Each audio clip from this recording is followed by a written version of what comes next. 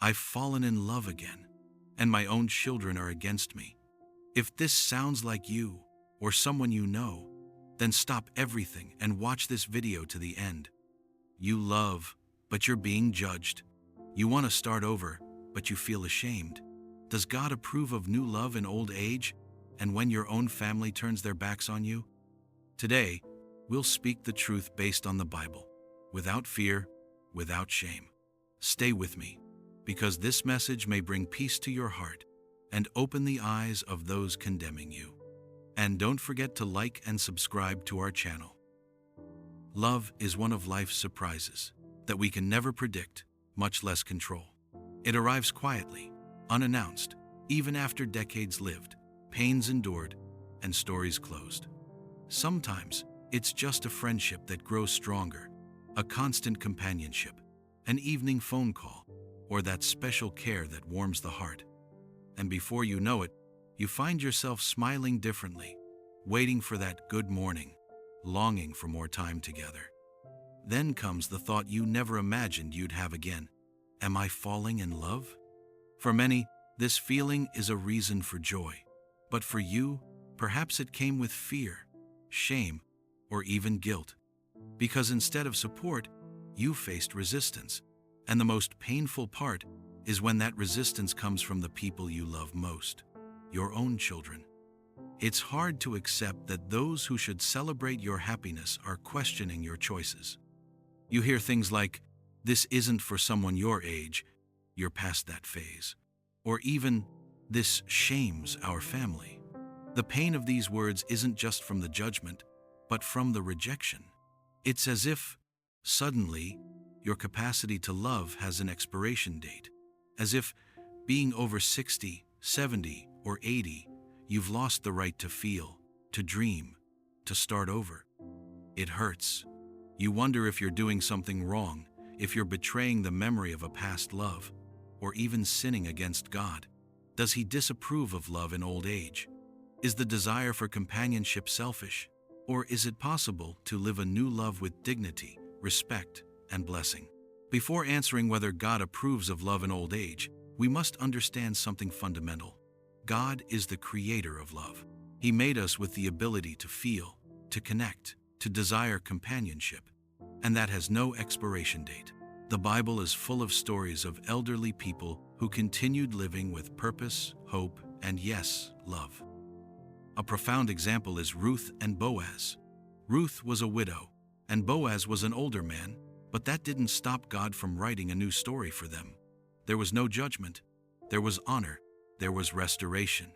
Their union produced a lineage that led to the very birth of Jesus. God doesn't see age as an obstacle to love. Those who impose these limits are often culture or even family, with good intentions but without understanding the heart of someone who has been alone for so long. When your children oppose your new relationship, it may stem from fear of your vulnerability, concern for your well-being, or even unresolved past issues. But none of these reasons justify disrespecting your feelings. The commandment to honor your father and mother has no expiration date, and honoring also means listening with respect, supporting with care, and conversing without judgment. Of course, children have the right to worry, but when worry turns into prohibition, harsh criticism, or shame, it wounds and pushes away. God does not approve of family relationships based on control or fear. He wants healed families, where love is the bond and respect is mutual. Starting over in old age is not a sin. Sin is suffocating the hope of those who still want to live with love, dignity, and faith. Perhaps the greatest challenge for those who fall in love in old age isn't the fear of making a mistake, but the fear of disappointing, losing their children's respect, hearing gossip from neighbors or the church. And this pressure, often disguised as concern, can imprison the heart. How many elderly parents have silenced their feelings out of fear of displeasing others? How many have lived in loneliness, believing it's the most dignified or spiritual thing to do? But does this renunciation truly please God's heart? Scripture shows us that the Lord looks at the essence, at what's within. Proverbs says, "Hope deferred makes the heart sick." How many elderly hearts are sick not from physical illness but from suffocated love, condemned affections, and dreams buried alive. And if you are a son, grandson, or church member watching this video, stop for a moment and think, do you know your father's loneliness? Have you heard your mother's silence? Have you ever wondered how she sleeps at night? An elderly person's new love is not a threat to the memory of the past, nor a risk to your authority. Often, it is a gift from God for the final years of life, a balm for weariness, companionship for the soul, a hand to hold until the end. To love again is not to forget those who are gone. It is to live with what remains. And to deny this, out of pride or tradition, is to condemn someone to live in a desert God never ordained. Empathy begins when we stop asking, what will others think? And start asking, what is God doing here? If you've ever tried to explain your feelings and were interrupted, if you opened your heart expecting acceptance and received silence, disapproval, or even mockery, know this: God saw it. He was there, in the conversation where your words were dismissed. He heard that "you're too old for this," spoken with contempt. He wiped away that tear you held back in the corner of your eye, just so you wouldn't appear weak. The Lord knows the deepest feelings of the soul. He is not a God who measures the validity of love by a calendar, nor a father who silences his children's dreams. On the contrary, He is the God who promised, "For I know the plans I have for you, plans for peace and not for evil, to give you a future and a hope." If there is hope, there is a future. And if there is a future, there is room for love, even after so much pain. You are not alone. Many people are living this same dilemma in silence, afraid of seeming ridiculous for wanting affection, a hug, a companion to share their days. But this desire is legitimate. It is not impure, not shameful, and far from a sign of spiritual weakness. God did not create human beings to live in isolation. In Genesis, He Himself said, "It is not good for man to be alone," and this truth does not change with age. It remains. And if the Creator Himself recognizes this, who are we to condemn someone for wanting to live again?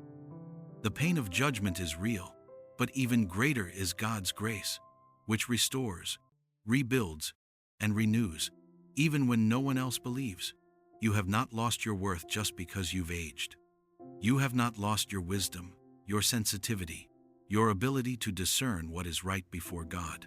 Old age does not take away your spiritual authority, nor your freedom to choose, to feel, to build.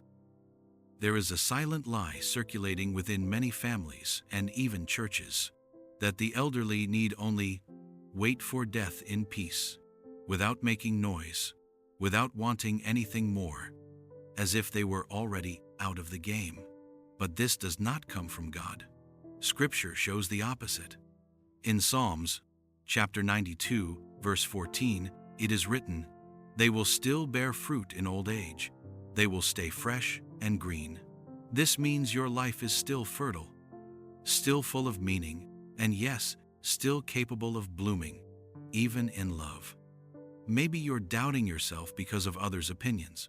Maybe you've started to wonder if you're being foolish, or if you should simply silence your heart to avoid conflict.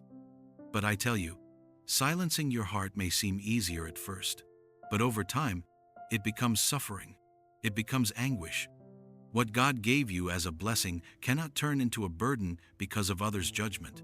If your love is honest, respectful, built on prayer and reverence for God, then there is nothing to hide. You are not going against the principles of faith. You are, in fact, seeking to live it fully. Do not be ashamed to love again. If there is respect, if there is truth, if there is peace in your spirit, then move forward with courage. God walks beside those who love with integrity. Maybe your children are not against you out of malice. Sometimes, what seems like rejection is actually poorly expressed fear.